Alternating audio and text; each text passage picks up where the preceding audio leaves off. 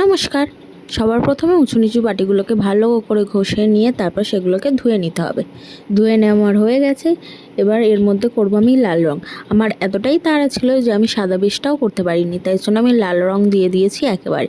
সবাই বলবে যে প্রথমে সাদা রং করা উচিত, কিন্তু কি করব, হাতে মাত্র আর কিছু সময় ছিল, তাই জন্য আমি সাদা বেশটাও করতে পারিনি। তাই জন্য তারপর লাল রং করে তাড়াতাড়ি করে এই যে একদম সিম্পল ডিজাইন পদ্ম পদ্ম পদ্ম করে আমি ছেড়ে দিয়েছি, ব্যাস।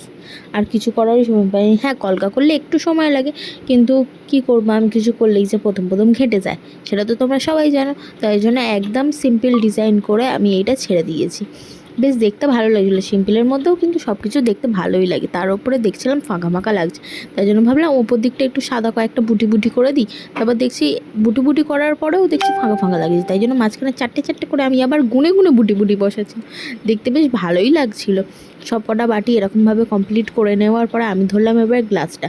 প্রথমে ভাবছিলাম কি করব, তারপর বলি না, বাটি আর গ্লাস একই ডিজাইন করব।